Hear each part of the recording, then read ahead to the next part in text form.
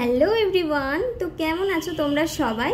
আশা করছি প্রত্যেকে খুব ভালো আছো এবং সুস্থ আছো, আর আমরাও ভালো আছি। তো আমার নতুন একটি ভিডিওতে তোমাদের সকলকে অনেক অনেক স্বাগত জানিয়ে আজকের ভিডিওটা শুরু করছি। আমার আগের ভিডিওতে তোমরা দেখেইছো আমি আমার বাপের বাড়ি থেকে ফেরার সময় বেশ কিছু চারা গাছ নিয়ে এসেছিলাম, কিন্তু সেগুলো মাটির অভাবের কারণে ঠিকমতো লাগিয়ে উঠতে পারিনি। কিন্তু আজ দেখো আমার হাজব্যান্ড আমার জন্য মাটির ব্যবস্থা করে দিয়েছে, আর এই মাটিটা যে ও কীভাবে জোগাড় করেছে সেটা শুনলে তোমরাও হয়তো আমার মতনই হাসবে অথবা অবাক হবে। আমি অবাক হচ্ছি এটা ভেবে যে আমরা তো গ্রামের মানুষ, আর গ্রামের মানুষ মানেই মাটির সঙ্গে কিন্তু একটা আলাদাই টান থাকে। বাড়ির আশেপাশে অলিতে গলিতে আনাচে কানাচে যেদিকেই তাকাবে সেদিকেই কিন্তু মাটি। এক কথায় বলতে গেলে মাটি আমাদের কাছে মায়ের সমান। আর আজ একটুখানি মাটির জন্য কি না করতে হচ্ছে। যাই হোক, তো দেখো আমার বর যে মাটিগুলো নিয়ে এসেছিল সেই মাটিটা কিন্তু অনেকটাই শক্ত, একদম শক্ত দলা পাকানো। তো এগুলোতে তো গাছ লাগানো যাবে না, তাই আমি এখন হাতুড়ি দিয়ে এগুলো একটু ভেঙে নিচ্ছি। হ্যাঁ, তো তোমাদেরকে যেটা বলছিলাম যে আমার বর কীভাবেই মাটিটা জোগাড় করেছে সেটা শুনলে আমার মতো তোমরাও হাসবে অথবা অবাকও হতে পারো। তো সেই ঘটনাটাই এখন আমি তোমাদেরকে বলি, শোনো। আমি আমার বরকে বলেছিলাম যে যদি পারো একটু তাড়াতাড়ি আমাকে মাটির ব্যবস্থা করে দিও, না হলে গাছগুলো কিন্তু মরে যাবে। আমার এই কথা শুনে আমার বর তার কোম্পানির বেশ কিছু লোকাল ছেলেদের বলেছিল মাটির সন্ধান দেবার জন্য।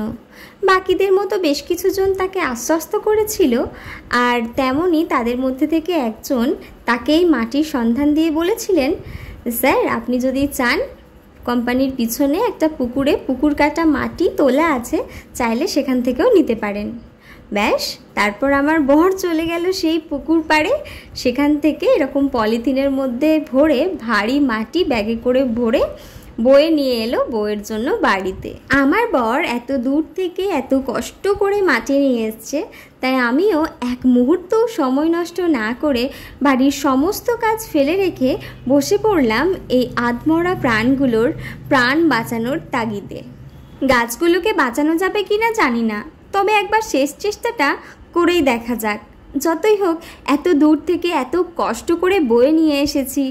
তবে অন্যান্য সমস্ত গাছগুলো বাঁচানো গেলেও এই যে এই চাপা টগরের গাছটা তোমরা দেখছো, এই গাছটা বাঁচানো যাবে কি না সে বিষয়ে আমার সন্দেহ রয়েছে। গাছটা এখনই কেমন শুকনো মরার মতো হয়ে গেছে। তবুও একবার ট্রাই করে দেখি, যদিই লেগে যায় তাহলে তো ভালোই।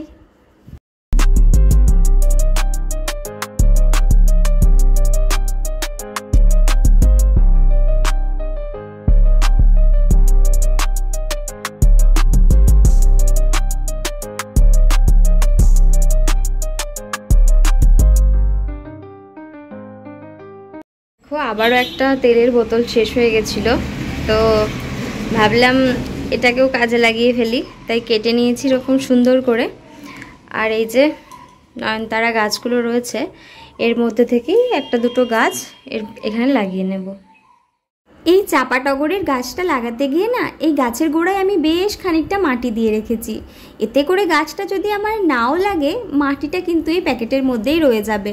এর ফলে পরবর্তীকালে গাছ লাগাতে আমার আর কোনো অসুবিধা হবে না।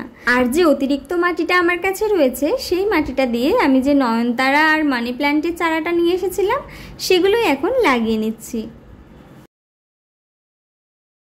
কালকে যখন আমি চারা গাছগুলো নিয়ে এসেছিলাম তো তখন আমার কাছে একদমই মাটি ছিল না। সেক্ষেত্রে আমি এই তুলসী গাছের গোড়া থেকেই বেশ খানিকটা মাটি নিয়ে এই গাছগুলোকে বাঁচিয়ে রাখার ছোট্ট একটু প্রয়াস করেছিলাম। তাই আজ সেই শূন্যস্থানটা পূরণ করে দিলাম, মানে তুলসী গাছের গোড়াতেও বেশ খানিকটা মাটি দিয়ে দিলাম। গতবার আমি যে তুলসী চারাগুলো লাগিয়েছিলাম সেগুলো কিন্তু একদমই শুকিয়ে গেছিলো, আর তাই এবারে আমি অনেকগুলো চারা গাছ নিয়ে এসেছি। সেই তুলসী চারাগুলোও আমি একই সঙ্গে কিন্তু বসিয়ে দিলাম।